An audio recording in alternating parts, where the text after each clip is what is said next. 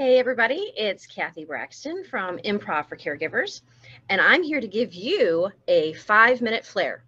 Today, we're going to talk real quickly about the benefits of bingo. I know most of us who've been in the industry a long time feel as though bingo is something we are completely sick of, but I have a little twist on the concept. Bingo is a fascinating way to grab some insight on your residents. First of all, try not to sit down when you're playing bingo with your residents. Walk around with them as you're calling out your numbers. You're going to get some great insight as to what the residents are capable of doing. On top of that, you will then be able to take that insight and put it into action with some seriously great interventions for your residents so that they can maintain some independence. Some ideas on this. You'll be able to understand much better what they're capable of doing on a visual level. Can they see the card? Do we need to change the color of the card to help them be more successful? Perhaps a yellow card with black writing. Again, can they see the numbers? Can they see the letters? As we go on to that, can they read the numbers? Can they read the letters? This is going to give you some great insight into their capabilities in regards to recognition of letters and numbers, but also in reading. Now we're talking about sound. Are they able to hear you as you walk around and project with bingo numbers and letters? Do you have to walk around and be a little bit more obvious with your mouth as you say and announce the next bingo call?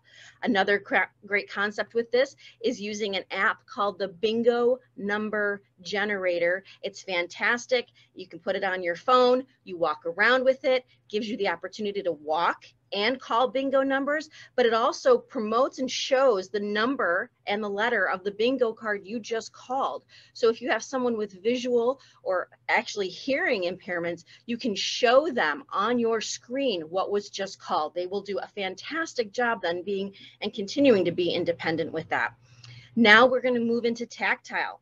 Does the resident point to the number but not necessarily hold the chip? How can we help them be more independent with that? Maybe putting the chip just in their hand.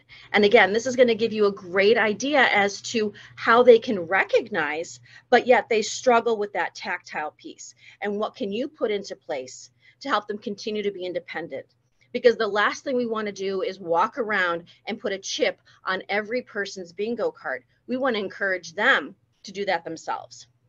Then when we think about from the social perspective, which of our residents are residents that really understand bingo, they get the game, they understand the concept, and maybe they like helping others. This is a great way to incorporate purpose into a game, right? So putting somebody that loves to help next to somebody who might struggle is a great way to enhance purpose and also provide some help for that resident so that that helps you. They become kind of your assistant.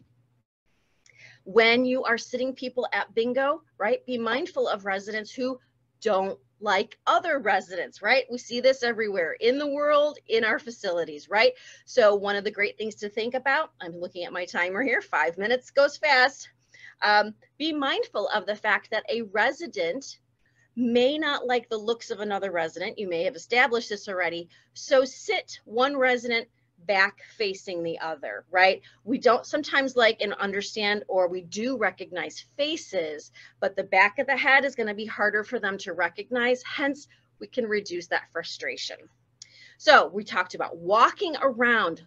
Give your assistant a job. Tell them the next time they play bingo, their job is to walk around and make observations. This is going to be a great tip and assistance to you as an activity professional to start to think creatively about interventions you can put into place. And then you can take these concepts and give them to your clinical team. Maybe they need a little bit of occupational therapy. Again, maybe they need different colors or different shapes, maybe different colors of the bingo chips themselves. Remember, white chips on a white bingo card is not going to bring anybody success. So consider these types of concepts, but mostly use bingo as one of the best assessment tools you possibly can.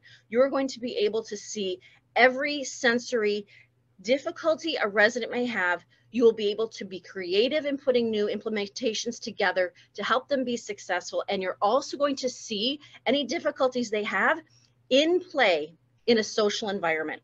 And that is fantastic and important for you as you're doing your assessments and you're putting different types of accommodations in place. I got it in 5 minutes. I'm so excited. This is Cathy Braxton, and that was your 5-minute flare.